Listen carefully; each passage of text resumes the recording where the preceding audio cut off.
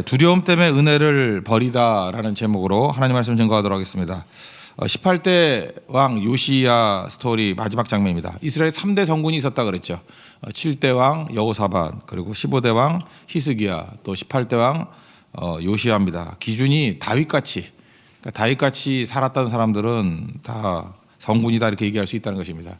다윗이 기준을 세운 사람 아니에요. 그러니까 중심이 있다. 그러니까 중심이 있는지 없는지는 뭐를 보고 하느냐? 많이 줘보면 안다는 거예요. 뭐 돌리는 것도 팽이 같은 거 세게 돌리면 중심이 정확한 거는 소리가 안 나죠. 중심이 흔들리는 건 천천히 돌 때는 모르지만 세게 돌면은 흔들려 버리잖아요. 마찬가지로 모르고 많이 줘보면은 중심이 없는 사람들은 다 흐트러지고 깨지게 된다는 것입니다. 중심이 있었다는 거예요. 중심 중에 중심이 뭐냐면 오늘 보니까 정체성의 회복이에요. 그게 바로 유월절이라는 것입니다.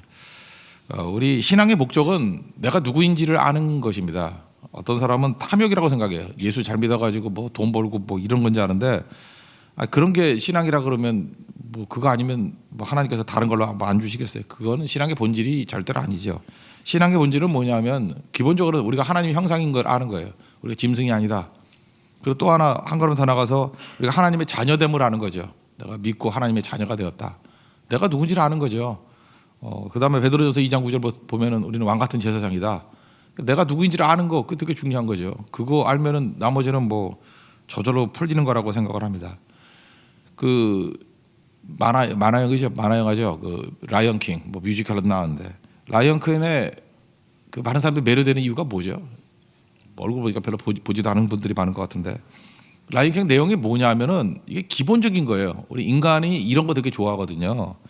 심바라는 어린 사자가 있는데 아버지가 무페사라고 그 왕이에요. 근데 그 삼촌한테 뭐 이렇게 쫓겨나죠. 근데 자기가 왕의 아들인 왕자라는 거를 모르다가 알아가는 과정이에요. 그래서 라이언 킹이 되는 거. 이런 스토리 되게 좋아하거든요, 사람들이. 뭐냐면은 내 원래 신분을 잃어버린 거예요. 그래서 어느 순간 깨닫게 되고, 내가 왕이구나. 내가 왕자구나. 지금은 잠시 어려움 때문에 이렇게 쫓겨나 있는 거구나. 그걸 알게 되면 왕이 되어가는 과정들, 거기 사람들이 매료되는 겁니다. 그거 왜 그럴까요? 그게 우리 모습이기 때문에 그래요. 우리가 원래 하나님의 자녀로서 왕자들이거든요. 근데 잊어버렸어요. 그래서 심바가 왕의 아들이라는 것을 깨달아가는 과정. 라이언 킹을 예수를 믿든 안 믿든 사람들이 열광하는 이유는 우리 속에 하나님 형상의 회복에 대한 욕구가 있기 때문에 그래요. 하나님의 자녀됨의 회복에 대한 욕구가 있기 때문에 그렇다는 것입니다. 그리고 어떻게 이것이 회복이 될 것인가, 이제 그게 과제죠. 그게 믿음이라는 거예요. 그래서 인간은요, 뭐 먹을 거 많고 돈 많이 생겼다고 절대 만족하지 않습니다. 그거 한번 생겨보라고요. 생겨보면 만족하나? 아무리 많이 생겨도요, 나는 개쓰레기야, 이 의식 벗어나지 못해요. 근데 자기가 왕이라는 걸, 왕 같은 제사장이라는 것을 알고 그것으로 기능하기 시작할 때부터 내가 이것 때문에 부르심이 받구나, 이게 신앙의 목적이구나, 이거를 깨닫게 된다는 것입니다. 이스라엘의 정체성이 언제 시작됩니까? 6월절이죠. 출애굽이라 그러는데 정확히 6월절이죠. 6월절에 갈라지잖아요. 구별이, 이게 거룩이라는 게 구별됐다라는 거 아니에요. 어린 양의 피를 문설주에 바른 집은 죽이는 천사가 넘어갔죠. 패스 오버. 그 6월절 아니에요. 그리고 어린 양의 피가 없는 집은 장남 다 죽었잖아요. 그래서 거기서 간단한 거잖아요. 하나님의 백성들은 다 살고 하나님 백성 아닌 자들은 장자가 다 죽었더라. 그때부터 하나님 백성이 뭔지를 깨닫게 된 거죠. 하나님 백성은 피로 인해서 넘어간 자들이 하나님 백성이다. 그게 이스라엘의 출발이에요. 이스라엘의 사실은 건국이죠. 6월절이. 그러니까 6월절을 회복했다는 얘기는 무슨 얘기입니까? 예배가 회복됐다는 얘기고, 6월절이 회복됐다는 얘기는 자기의 정체성이 회복이 되었다. 이거를 말해주고 있다라는 것입니다. 근데 유다에 여러 왕들이 있잖아요. 18대까지 늘어왔잖아요. 그런데 다윗과 솔로몬 이후에 6월절을 온전히 지킨 왕은 둘밖에 없어요. 15대 왕 히스기야, 그리고 18대 왕 요시야. 근데 히스기야 왕이 6월절을 지켰다라고 하는 것은 불완전합니다. 일단 여러분 아시죠? 6월절이 1월 14일인데 2월 14일 날 드렸어요. 물론 율법서에 그렇게 여행하거나 뭐 이렇게 몸을 더럽힌 사람은 그 다음 달에 해도 된다라는 것이 있지만, 너무 급하게 하는 바람에 백성들을 1월 14일에 모을 수가 없었어요. 그래서 2월 14일. 약간 편법이죠. 예외적인 편법. 그리고 북쪽에 있던 지파들, 뭐 에브라임이라든지 므낫세 이 지파들은 이 규례대로 이 정결의식 같은 거 안 했어요. 그리고 대충 6월절 양을 먹었다고. 그래도 하나님이 용서해 주었죠. 그냥 모르고 하는 거, 그죠? 불쌍히 여겨서 기도하니까 용서해 주었다고. 그러나 히스기야 왕이 6월절을 지켰다라는 것에 의미가 있는 거지 제대로 된 6월절을 지킨 것은 아니었다라는 것입니다. 그러면 이스라엘 그 남쪽 유다 왕 전체를 통틀어서 솔로몬 이후에 다윗과 솔로몬 이후에 제대로 된 6월절을 지킨 유일한 왕 그 요시아예요. 요시아가 그렇게 유일하게 하나님 앞에 6월절 지킬 수 있었던 이유가 무엇입니까? 그게 율법서의 발견이에요. 우리 34장에 나오죠. 율법서가 발견돼서 율법서를 읽기 시작한다는 거예요. 그래서 오늘 본문을 보니까 다윗과 솔로몬의 글, 그러면 시편, 잠언, 전도서 같은 걸 이걸 성문서라고 그러거든요. 성문서를 발견해서 그거에 기초해서 6월절을 드린 거고, 그다음에 모세의 글들 그러면 토라잖아요. 모세오경 토라. 그러니까 창세기, 출애굽기, 레위기, 민수기, 신명기. 그러니까 성경을 발견한 거예요. 성경. 그래서 말씀대로 하나님 앞에서 예배를 드리더라. 그러니까 다시 말해서 6월절 회복이 온전해졌던 이유가 무엇입니까? 예배의 회복, 말씀의 회복. 이번 제가 인도 선교를 갔을 때 마지막에 또 느낀 게 뭐냐면 우리 교회 이제 전반적인 선교들이 예배 중심으로 바뀐다 그러죠. 그건 당연한 것 같아요. 우리가 그걸 왜 놓쳤는지 모르겠어요. 선교를 해도 그 사람들을 예배자로 만드는 거 아닙니까? 하나님 백성으로 만드는 거 아니에요? 그 하나님 백성이 되는 요건이 뭐예요? 그 6월절 아니에요. 그리고 십자가를 통과하고 난 다음에 할 일이 뭐죠? 예배자로 서는 거잖아요. 예배자로 서야지 기도자가 되고 기도자로 서야 다시금 또 다시 선교할 수 있는 사람으로 서는 거 아니겠습니까? 근데 그 기초가 뭐겠어요? 예배 회복이라는 것은 하나님 말씀의 회복이에요. 그래서 이번에 인도에 가서도 뭐 외부에 전한 거는 2번이지만 6번의 말씀을 통해서 이렇게 든든히 세워지고, 또 네팔은 아예 캠핑이니까 뭐 모여가지고 7번의 말씀을 통해서 기초를 세우고, 베트남은 신학생 중심이니까 아예 그냥 수련회죠. 그냥 말씀을 통해서 세워나가는 거. 그러니까 말씀이 들어가니까 예배가 회복이 되고 다 일어서게 되더라는 것입니다. 그래서 우리도 하나님 앞에서 정체성이 회복되기 위해서는 예배 회복이 있어야 된다. 구체적으로는 말씀의 회복이 있어야 된다. 그때 6월절에 회복이 있게 되더라는 것입니다. 오늘 1절부터 6절까지 내용이 그 내용입니다. 한번 읽겠습니다. 시작. 요시아가 예루살렘에서 여호와께 6월절을 지켜 첫째 달 14째 날에 6월절 어린 양을 잡으니라. 왕이 제사장들에게 그들의 직분을 맡기고 격려하여 여호와의 전에서 직무를 수행하게 하고, 또 여호와 앞에 구별되어서 온 이스라엘을 가르치는 레위 사람들에게 이르되, 거룩한 궤를 이스라엘 왕 다윗의 아들 솔로몬이 건축한 전 가운데 두고 다시는 너희 어깨에 매지 말고 마땅히 너희 하나님 여호와와 그의 백성 이스라엘을 섬길 것이라.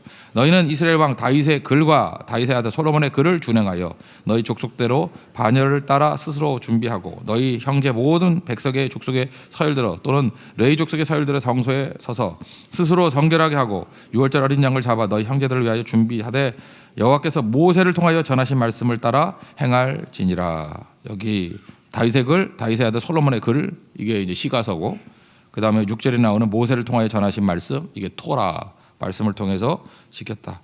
여기 보니까 그 하나님의 궤를 어깨에 다시는 매지 말라. 이건 무슨 얘기입니까?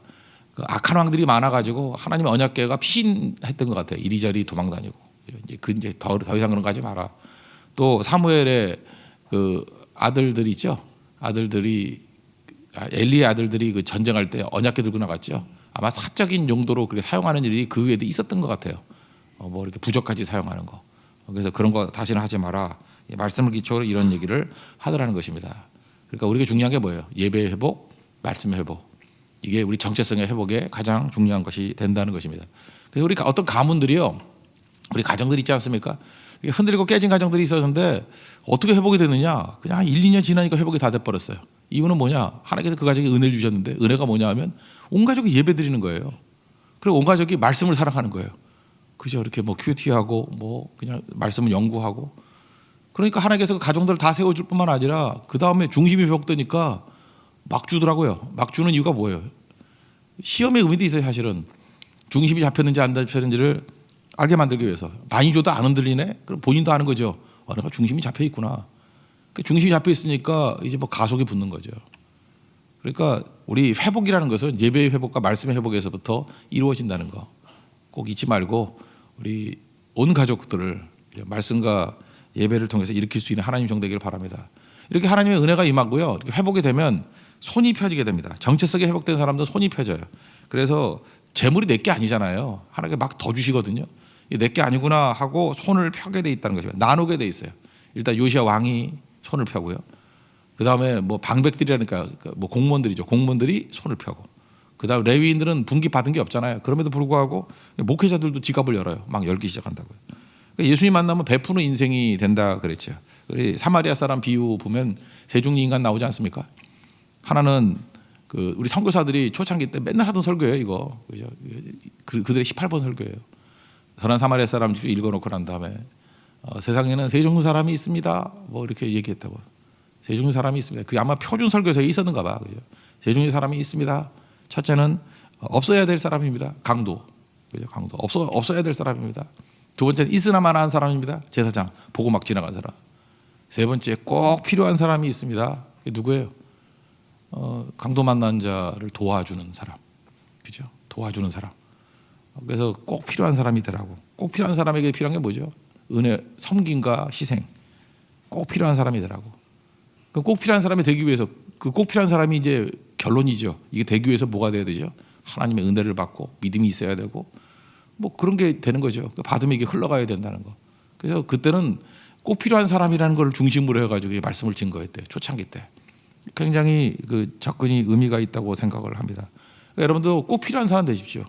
꼭 필요한 사람이 되려고 그러면 절대로 예배와 말씀 떠나서는 게 불가능하거든요. 그럼 은혜 받은 게 있어야 흘려보내죠. 흘려보내는 사람이 될 때 꼭 필요하다는 것입니다. 어제 2부 때 뭐 간증하는 집사님 들어보니까 그러더라고요. 우리가 고리안스타인 마을 갔을 때 그 동네 사람들은 원래 소를 키우는 민족들입니다. 거기 여러 종족들이 있잖아요. 소를 키우는 종족이에요. 소를 왜 키우냐 그랬더니 소에서 우유가 하루에 뭐 20ml 정도 나온대요. 난 믿었든지 모르겠지만 먹으려고 하는 게 아니고 소를 잡아먹으려고 하는 게 아니라 소젖. 그래서 얘기하더라고요. 저 큰 거는 서울우유고 저 옆에 있는 건 남양우유고 그러더라고요. 소대에서 소젖 짜는 거래요. 근데 그들이 소를 어떻게 활용하냐 하면 소 배설물을 가지고 소똥을 가지고 이렇게 막 뭉쳐가지고 벽에 붙여놔요. 그걸로 이제 연료로 쓰고 또 그게 또 화폐의 의미도 있는가 봐요. 그거 뭐 10개인가 합쳐서 주면은 뭐 계란도 한 판 주고 그런데요. 그러니까 그런데 어저께 집사님이 그렇게 간증을 할 때 그러더라고요. 그거 보면서 저렇게 배설물도 쓰임 받는데 나는 쓰임 받지 못하면 안 되겠다 그런 거죠. 잘 보세요. 배설물도 쓰임 받잖아요. 그 종족이 요즘에는 트럭 운전 많이 한대요. 그래서 거기 들어갔다 나올 때 우리가 되게 많이 막혔어요. 왜냐하면 저녁에 트럭들이 다 들어와서. 그러니까 소 키우다가 트럭 운전사로 다 변신이 된 거예요. 이제 산업화가 되면서. 그때 하여튼 중요한 게 뭡니까? 이게 쓰임 받는 거죠. 꼭 필요한 사람으로. 우리도 마찬가지입니다. 하나님 앞에서 이렇게 은혜 받으면요, 정체성 회복되면은 쓰임 받는 사람이 돼야 돼요. 내가 어떻게 쓰임 받나? 배설물도 쓰임 받습니다. 배설물다 못하면 안 되죠. 우리가 신바라니까요. 왕인데 왕자라 그러면 왕으로 쓰임 받아야 되지 않겠습니까? 정체성을 깨달으면 그냥 못 살죠. 먹을 거 주면 좋다 그러면 그 집안에 그 뭐 키우는 그 똥개죠. 근데 신바는 왕이잖아요. 라이언 킹이잖아요. 그러니까 다른 거죠. 사명이 있다라는 것입니다. 그래서 베풀기 시작하더라. 오늘 그 얘기를 봅시다. 7절부터 9절까지 보겠습니다. 시작. 요시아가 그 모인 모든 일을 위하여 백성들에게 자기의 소유 양떼 중에서 어린 양과 어린 염소 3만 마리와 수송 3천 마리를 내어 유월절 제물로 주매 방백들도 즐거이 희생을 드려 백성과 제사장들과 레위 사람들에게 주었고 하나님의 전을 주장하는 자 힐기야와 스가랴와 여이엘은 제사장들에게 양 2,600마리와 수소 300마리를 유월절 제물로 주었고 또 레위 사람들의 우두머리들 곧 고나냐와 그의 형제 스마야와 다니엘과 또 하사바와 여이엘과 요사밧은 양 5,000마리와 수소 500마리를 레위 사람들에게 유월절 제물로 주었더라. 요시야 왕도 손을 펴고 방백들도 손을 펴고 심지어 분깃이 없는 레위인들도 뭐 있는 거 다 탈탈 털어서 다 이렇게 섬기더라. 그러니까 은혜의 회복이 벌어졌다는 거죠. 그러니까 잘 보세요. 교회라는 게 그래요. 정체성이 회복이 돼야 돼요. 예배가 회복되고 말씀이 회복되면은 그 지갑이 열려요. 손이 열린다고 다 흘러넘치게 되고요. 그리고 맡은 바 소임을 다한다는 것입니다. 자기 자리를 지켜요. 그 자기 자리를 지키는 사람은 남의 일 참견 안 하고 말이 없어요. 충성하는 사람들 보면 말이 없어요. 왜냐면 충성하다 보면 무슨 말할 게 있어요. 그죠?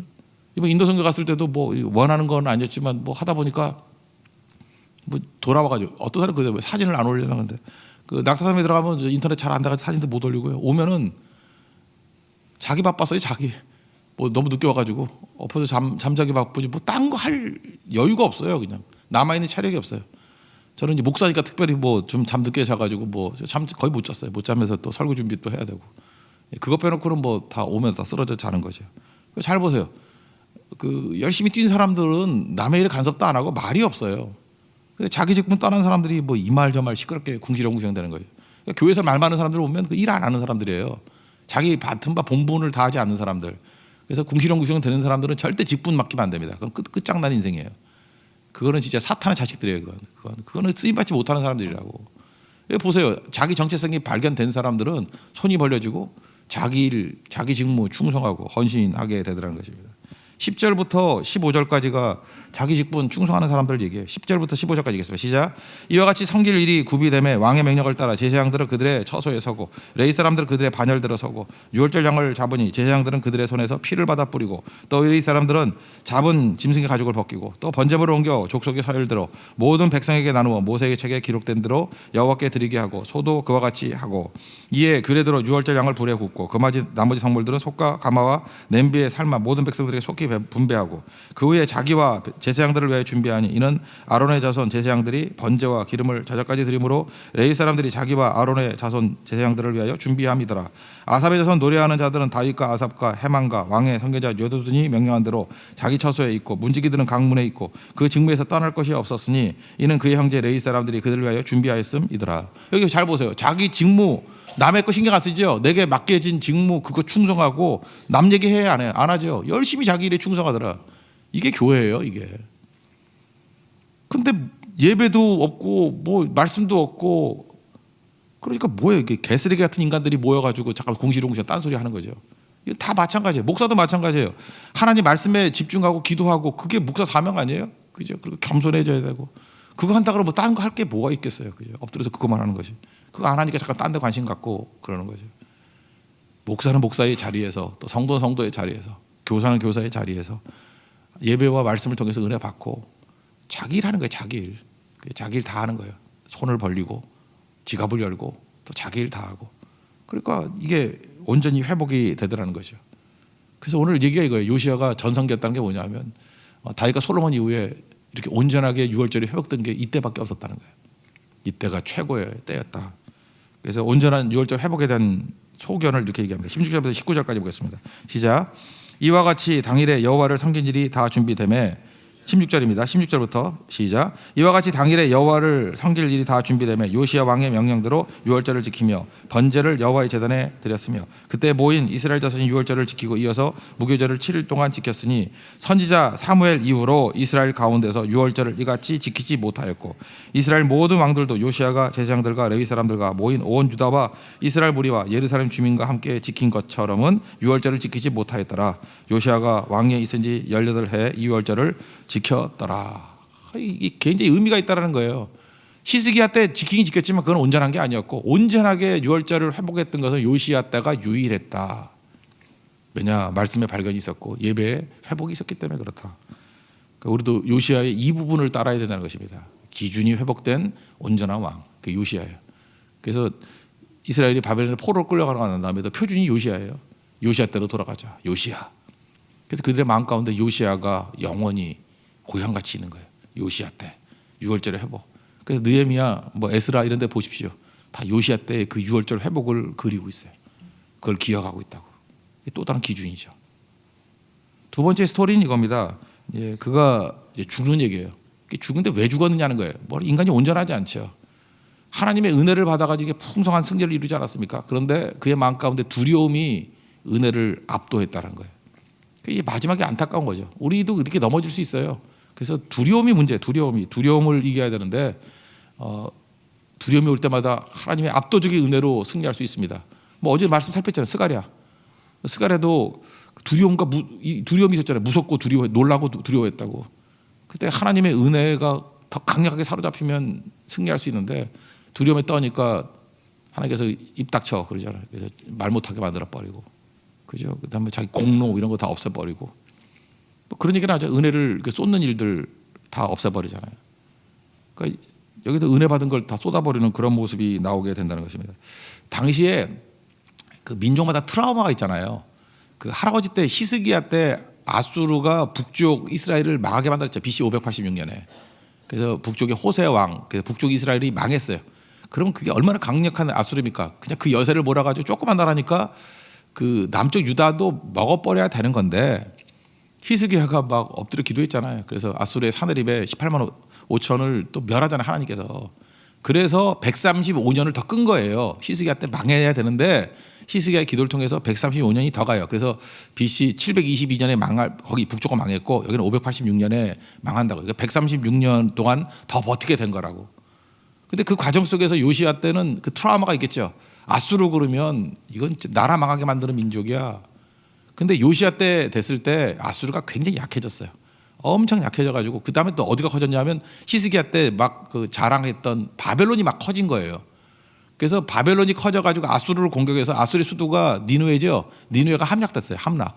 함락되고 얘네들이 마지막 버틴 데가 갈그미스야. 갈그미스로 이렇게 도망을 쳤거든요. 갈그미스가 마지막 그 보루예요.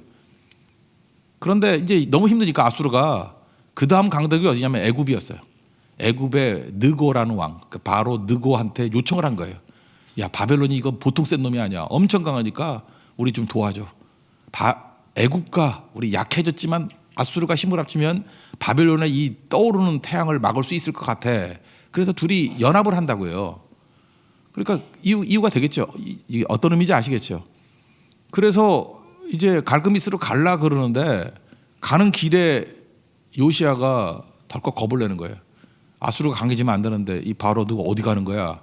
그래서 그 길을 차단해요. 무기또에서. 그때 바로누고가 얘기하죠. 야, 내가 하나님의 말씀을 듣고 가는 거야. 난 너한테는 관심도 없어. 지금 바벨론 적이 너무 세지니까 빨리 가서 아수르 구하고, 아수르가 문제가 아니라 아수르가 내가 예뻐서 구해주는지 아니. 아수르가 그래도 막아줘야 우리도 살지. 하여튼 외교전이었어요. 치열한 외교전. 그래서 사실은 요시야가 그냥 가만히 있었어도 별 문제 없어요. 가만히 있으면은 그냥 애굽과 아수르하고 이렇게 연합해가지고 바벨론을 좀 누르고 있을든지 하나님이 이끌어 가실 건데 그의 마음 가운데 두려움이 엄습한 거예요. 그게 바로 뭐냐면 트라우마예요. 아수르 트라우마. 아수르는 옛날엔 강했지만 지금 약한데 그걸 모르는 거예요. 아수르는 언제나 강하다고 생각하는 거예요. 어제의 아수르를 오늘의 아수르하고 착각을 하는 거예요. 그죠? 그래서 괜히 나가서 싸우다가 죽었다는 개죽음 당하죠. 변장하고. 그래서 바로 누구에게 죽었다라는 거예요. 왜 그렇죠? 두려움 때문에. 여러분 한번 보세요. 히스기야 때 아수르를 이겼던 게 유다의 힘으로 이겼습니까? 은혜로 이겼습니까? 은혜로 이겼잖아요. 그러면 아니 요시야 왕이 할아버지 히스기야한테 주셨던 은혜를 요시야한테는 안 주겠어요? 주실 수 있죠. 그런데 은혜로 승리했던 것들이 우연이라고 생각하는 거예요. 히스기야 때는 우연이었고 지금은 아니지. 지금 이렇게 준비해야지. 그래서 은혜를 저버리고 두려움 때문에 움직이니까 망하게 된 거죠. 여러분 디모데후서 1장 7절에 보면은 하나님께서 우리에게 주시는 마음은 두려워하는 마음이 아니다 그러죠. 그럼 뭐예요? 그 능력과 사랑과 절제하는 마음. 능력 사랑은 건 아시겠죠. 외적인 능력이고 내적인 사랑. 그 절제는 뭘까요? 그 절제라는 거에 대해서 그 분석을 해보면요. 그 성구 사전이나 이런 데 보니까 이런 거예요. 절제, 충동적이지 않음, 또 안정적인 것, 또 사리 분별이 있는 것. 그래서 이 제일 마지막이 제일 많은 것 같아요. 제정신인 것. 그러니까 두려움이 오면요, 제정신을 잃는다는 거예요. 지금 요시야가 그런 것 같아요. 두려움이 막 몰려오니까 아수르에 대한 두려움이 있어요.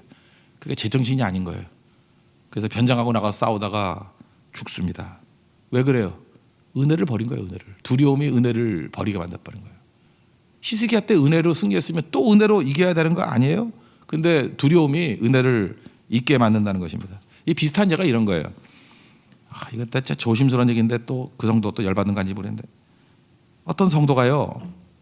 정말로 진짜 거지 같은 스펙이야. 근데 진짜 하나님의 어마어마한 은혜로 엄청 좋은 직장에 들어갔어요. 엄청 좋은 직장. 자기 실력으로 들어갈 수 있는 직장이 아니에요. 그러면 그거는 은혜로 들어간 거죠. 은혜로. 맞죠? 누가 보더라도 본인도 알아요. 은혜로 들어갔대. 제가 볼 땐 진짜 은혜 투뿔이야. 이거는 뭐 보통 은혜가 아니야. 이거 은혜로밖에 설명이 안 돼. 은혜, 하나님의 은혜. 그런데 이 사람이 변화가 되고 이 형제가 이 좋은 직장 잘리면 끝이라고 생각하는 거예요. 이 좋은 직장 잘리면 끝. 은혜로 좋은 직장 들어가서 이 직장 잘리면 끝. 그러면서 은혜를 저버리고 자기 술수로 그걸 버티려고 해요. 그러니까 인생이 막 꼬이기 시작하고 종로로 하더라고. 거기서 안 잘리려고 막 끌려가는 거. 그래서 믿음도 저버리고 성교도 못 가고 뭐 예배도 제대로 못 드리고 그런 진짜 쪼다 같은 인생을 살더라고요. 그 왜 그래요? 하나님께서 은혜를 주셨죠. 그러면 더 큰 은혜 안 주실까요? 주시죠. 히스기야 때 은혜를 주셨어요. 그럼 또 다른 만약에 아수르의 위협이 있다 그러면 또 은혜 안 주시겠어요? 어제 만나를 주셨어요. 그럼 오늘 만나 안 줘요? 어제 물이 없어서 반석을 쳐가지고 물이 터져 나왔어요. 그럼 오늘은 수도국에 연락해야 돼요? 또 반석을 치면 안 나올까요? 나온다고요. 그러니까 은혜인데 은혜를 저버리는 거예요. 그래서 이 두 가지 말씀이 생각나더라고요. 갈라디아 3장 3절 보니까 갈라디아 사람들에 대해서 얘기하는 거예요. 너희가 이같이 어리석으냐? 성령으로 시작하였다가 육체로 마치느냐? 성령의 은혜로 시작하였다가 이제는 육체적인 술수로 마치려고 그러느냐? 이 바보 천치야. 예수님 묘사할 때 이렇게 얘기해요. 요한복음 1장 14절에 16절에 우리가 다 그의 충만한 데서 받으니 은혜 위에 은혜로라. 이걸 뭐라고 해석할 거예요? 은혜가 임하고 난 다음에 또 큰 어려움이 오면 더 큰 은혜를 주신다 그 얘기 아니에요? 은혜 위에 은혜로라. 이게 성도의 삶의 모습이라고요. 은혜 위에 은혜로라. 근데 요시야는 이걸 못했어요. 두려움이 올 때 은혜 위에 은혜로라 그러고 끝나는 거죠. 여러분들 이거 외우고 사세요. 요한복음 1장 16절 우리가 다 그의 충만한 데서 받으니 예수님께로 받는 거죠. 충만한 데서 받는 거죠. 그러면 우리가 은혜를 이 자리까지 받잖아요. 그러면 두려움이 몰려올 때마다 마귀를 멸하는 방법이 딱 하나 있어요. 은혜 위에 은혜로라. 지난번도 은혜로 승리했지 이번에도 은혜로 승리할 거야. 이건 저도 사역할 때마다 매번 느끼는 거예요. 이번 인도 선교할 때도 두려움이 오는 거예요. 지난번까지 은혜가 있었는데 이번에 이렇게 모디 수상, 모디가 막 크게 보이는 거예요. 모디, 막 모자만 보여도 이상한 거예요.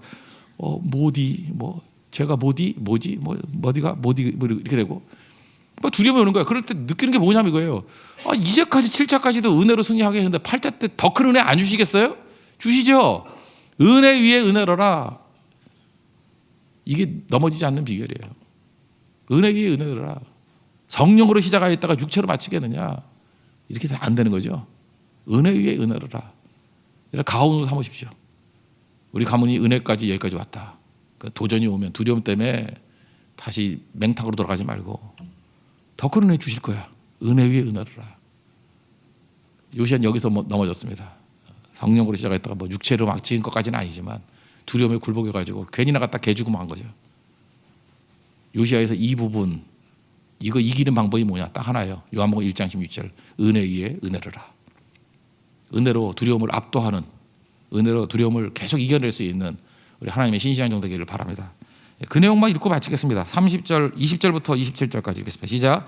이 모든 일 후에 요시야가 성전을 정돈하기를 마친 후에 애고방 느고가 유브라데 강가에 갈그미스를 치러 올라왔으므로 요시야가 나가서 방비하였더니 느고가 요시야에게 사신을 보려 이르되 유다 왕이여 내가 그대와 무슨 관계가 있느냐? 내가 오늘 그대를 치려는 것이 아니요 나와 더불어 싸우는 족속을 치려는 것이라. 하나님이 나에게 명령하사 속히 하라 하셨은즉 하나님이 나와 함께 계시니 그대는 하나님을 거스르지 말라. 그대를 멸하실까 하노라. 하나 요시야가 몸을 돌이켜 떠나기를 싫어하고 오히려 변정하고 그와 싸우고자 하여 하나님의 입에서 나온 느고의 말을 듣지 아니하고 무기또 골짜기에 이르러 싸울 때 활 쏘는 자가 요시야 왕을 손지라. 왕이 그의 신하들에게 이르되 내가 중상을 입었으니 나를 도와 나가게 하라. 그 부하들이 그를 병거에서 내리게 하고 그의 버금 병거에 태워 예루살렘에 이른 후에 그가 죽으니 그의 조상들의 묘실에 장사되니라. 온 유다와 예루살렘 사람들이 요시야를 슬퍼하고 예레미야는 그를 위하여 애가를 지었으며 모든 노래하는 남자들과 여자들은 요시야를 슬피 노래하니 이스라엘의 규례가 되어 오늘까지 이르렀으며 그 가사는 애가 중에 기록되었더라. 요시야의 남은 사적과 여호와의 율법에 기록된 대로 행한 모든 선한 일과 그의 처음부터 끝까지 행적은 이스라엘과 유다 열왕기에 기록되니라. 좀 더 오래 살았으면 좋을 것 같은데 이런 두려움에 압도돼 가지고 끝난 인생이 되었다는 것입니다. 이게 반면교사로 삼아야죠. 거울로 삼아야죠. 우리 인생 시계도 필요하고 나침반도 필요하지만 거울이 필요합니다. 그래서 역대 35장이 우리의 거울이 되길 원합니다. 그래서 두려움이 올 때마다 은혜로 승리했으니까 더 큰 은혜 주실 거야. 요약하면 은혜 위에 은혜로라. 여러분 평생의 삶이 이 말씀이 지배하는 승리의 삶이 되기를 기원합니다. 자리에서 일어나겠습니다. 은혜 아니면 살아갈 수 없네 찬양하겠습니다.